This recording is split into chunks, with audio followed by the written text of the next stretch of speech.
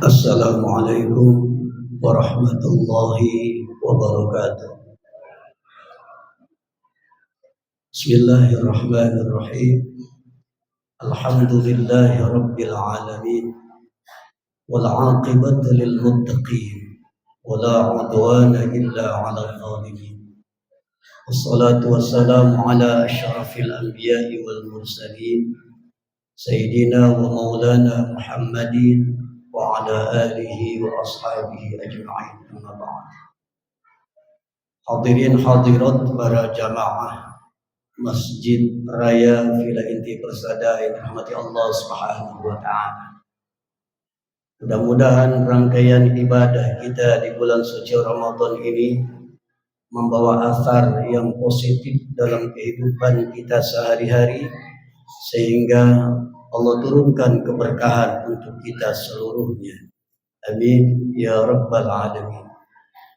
Pada ultum tarawih yang sangat singkat ini, saya teringat satu peristiwa besar yang terjadi pada sahabat Nabi Muhammad sallallahu alaihi wasallam.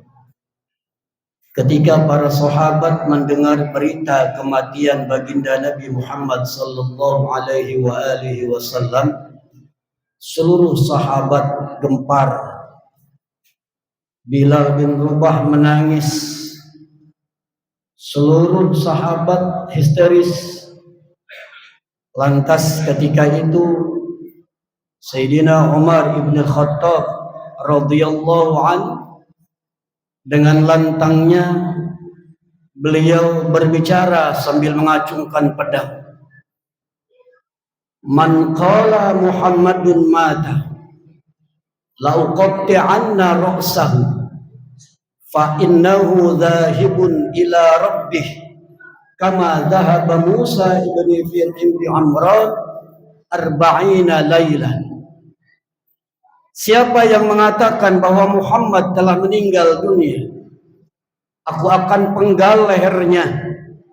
Sesungguhnya Muhammad hanya pergi sebagaimana perginya Musa menghadap Allah selama 40 hari. Umar ibn al-Khattab seakan tidak percaya dengan berita kematian tersebut karena tingkat mahabbah beliau, tingkat cinta beliau kepada baginda Nabi Muhammad sallallahu alaihi wasallam yang tinggi. Sehingga karena tingginya kecintaan Umar ibn al-Khattab kepada baginda Nabi, beliau sampai menutup bahwa Nabi itu seorang manusia biasa karena saking cintanya beliau kepada Muhammad.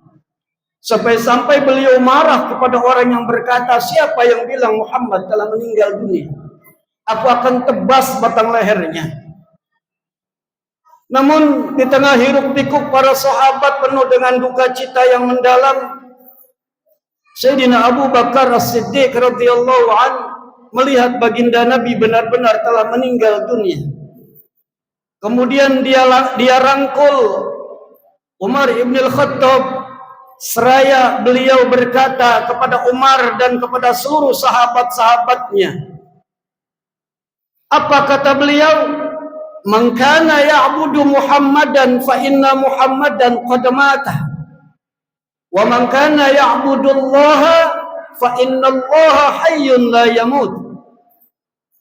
Siapa yang menyembah Muhammad, maka sungguh Muhammad telah meninggal dunia. Tapi siapa yang menyembah Allah, maka Allah tidak akan pernah meninggal dunia, tidak akan pernah mati, dan akan senantiasa hidup selamanya. Wa ma kana Muhammadun illa rasulun qad khalat min qablihi ar-rusul afa immata aw qutila qalabtum ala aqabikum. Kata Abu Bakar As-Siddiq, Muhammad itu sebagaimana rasul-rasul sebelumnya.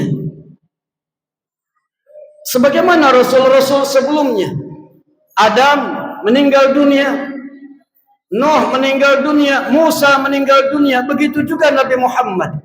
Maka siapa yang menyembah Nabi Muhammad, bahwa dia telah meninggal dunia.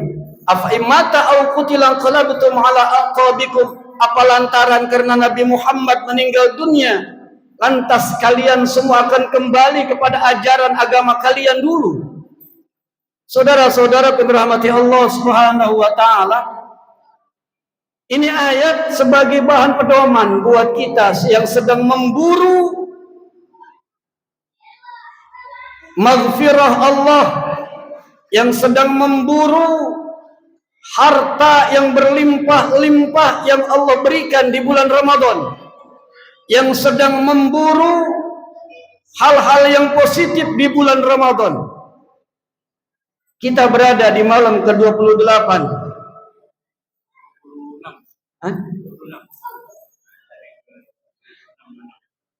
Kita bikin cepat aja ya. Kita sudah berada di malam ke-26. Sudah berada di penghujung Ramadan. Pertanyaannya sama dengan pertanyaan Sayyidina Abu Bakar As-Siddiq.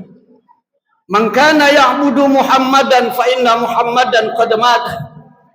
Man kana ya'budu fi Ramadan fa inna Ramadan qad intaha. Siapa yang menyembah Allah hanya di bulan Ramadan, maka Ramadan akan pergi. Ramadan akan segera meninggalkan kita semua. Tidak terasa kita sudah 26 hari, kurang lebih 3 atau 4 hari kita sudah akan meninggalkannya. Apakah kita akan kembali kepada kondisi kita sebelum Ramadan, yang meninggalkan masjid di waktu azan berkumandang, yang tidak pernah lagi kenal dengan i'tikaf, yang tidak lagi mampu membaca Al-Quran setiap hari? Apakah karena Ramadan sudah selesai, lantas kepekaan sosial kita juga hilang? Maka Ramadan ini adalah bak pesantren, bagaikan pesantren yang mengajarkan kita untuk mendapatkan keberkahan. Jadi orang yang beriman, dia tidak peduli malam ini malam ganjil atau malam genap. Dia tidak peduli hari ini Ramadan atau bukan. Dia tidak peduli Ramadan ini malam yang keberapa. Yang terpenting buat dirinya adalah Ramadan ini saat pembakaran nafsu dan pembakaran dosa, di mana dia akan meraih ampunan Allah dan dia berharap Allah berikan ampunan kepadanya. Maka setiap saat dia gunakan beribadah kepada Allah Subhanahu wa taala. Saudara-saudara yang dirahmati Allah Subhanahu wa taala, maka ada satu pepatah mengatakan kun Ramadan kun rabbaniyan wala takun ramadaniyan. Jadilah hamba Allah. Allah akan selalu ada. Hayyun la yamut. Allah akan selalu hidup. Tidak akan pernah mati dan tidak akan pernah selesai. Wala takun ramadaniyan. Jangan hanya menyembah Allah ketika bulan Ramadan. Niscaya kita akan semua akan binasa. Saudara-saudara yang dirahmati Allah Subhanahu wa taala, mudah-mudahan pelajaran-pelajaran dan pendidikan-pendidikan yang kita dapatkan di bulan Ramadan ini senantiasa bisa kita terapkan setelah Ramadan nanti. Setelah Ramadan nanti ujian kita makin makin besar. Ujian kita makin besar, di mana nafsu syahwat makin bergelora, di mana nafsu untuk berbuat maksiat dan melalaikan ibadah semakin puncak.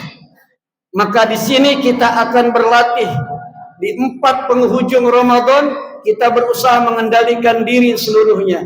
Usikum wa nafsi birahmatullah.